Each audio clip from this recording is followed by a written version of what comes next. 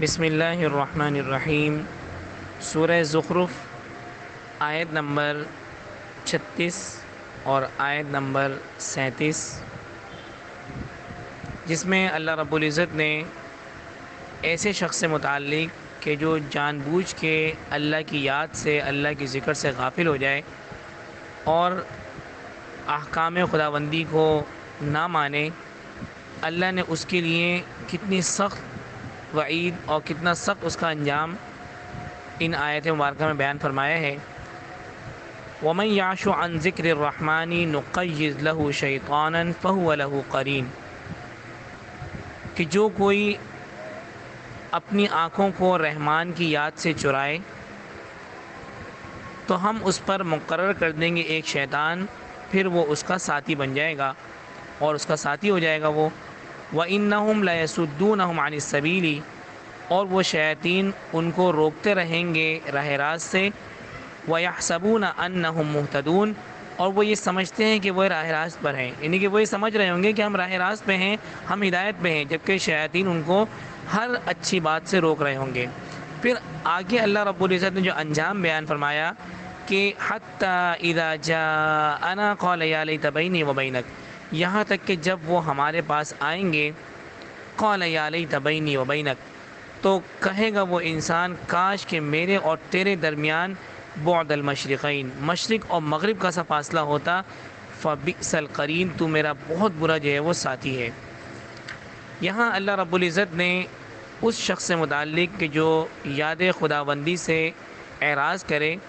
اس کا انجام بیان فرمایا کہ اس آدمی کا انجام یہ ہے کہ اللہ اس کو بری صحبت میں لگا دیتے ہیں، اور بری صحبت کا سبب بنتا ہے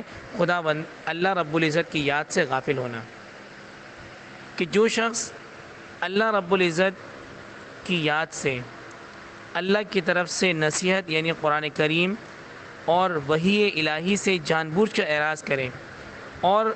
قرآن کریم کے احکامات کو، اللہ رب العزت کے طرف سے دیے ہوئے احکامات کو ماننے سے جان بوجھ کر انکاری ہو جائے، تو اس کا انجام بڑا خطرناک قرآن کریم میں اللہ نے بیان فرمایا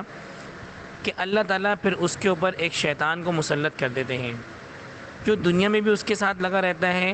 اور اسے نیکیوں سے روکتا رہتا ہے اور برائیوں پہ ابھارتا رہتا ہے، اور آخرت میں بھی جب یہ شخص قبر سے اٹھے گا تو یہ شیطان اس کے ساتھ ساتھ ہوگا، یہاں تک کہ دونوں جہنم میں داخل کیے جائیں گے۔ تو اس سے معلوم ہوتا ہے کہ اللہ کی یاد سے اعراض کرنا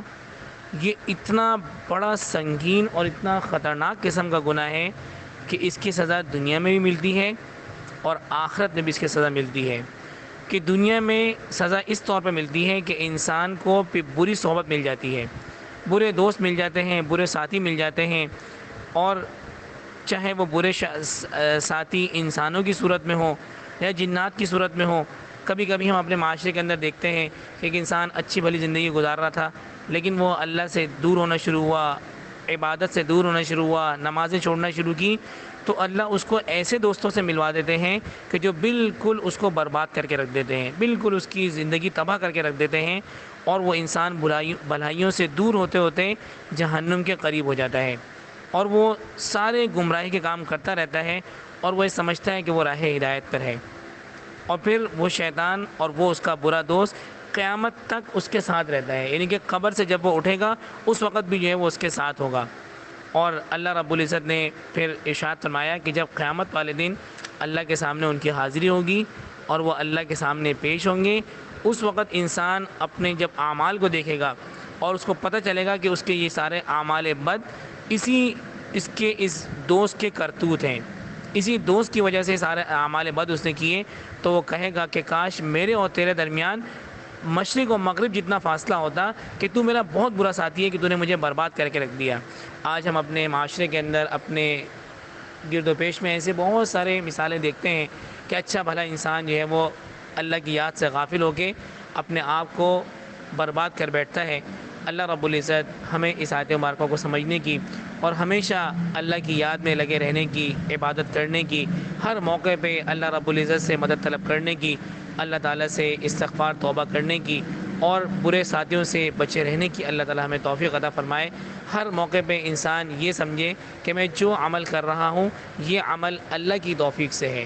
اللہ کے فضل و کرم سے ہے، اس کی مہربانیوں سے مجھے اللہ نے یہ توفیق دی ہے کہ انسان کو اگر ایک نماز پڑھنے کے بعد دوسری نماز کی توفیق مل جاتی ہے، دوسری نماز پڑھنے کی اس کو سعادت حاصل ہوتی ہے، تو وہ یہ سمجھ لے کہ یہ اللہ کی توفیق ہے کہ اللہ نے مجھے ایک دفعہ کے بعد دوبارہ موقع دیا اپنے گھر میں آنے کا، ایک نیکی کرنے کے بعد دوبارہ اللہ نے مجھے نیکی کرنے کی توفیق دی، یہ محض اللہ کا فضل و کرم ہے۔ انسان کبھی یہ نہ سمجھے کہ میری کاریگری ہے، میری سمجھداری ہے، میری ہوشیاری ہے، بلکہ یہ محض اللہ کا فضل و کرم ہے کہ اللہ مجھے نیک کاموں میں لگا کے رکھتے ہیں، برائیوں سے دور رکھتے ہیں۔ اللہ رب العزت ہمیں ہر اچھی بات کی اتباع کرنے کی اور بری باتوں سے دور رہنے کی، گناہوں سے دور رہنے کی توفیق عطا فرمائے۔ وآخر دعوانا ان الحمد للہ رب العالمین۔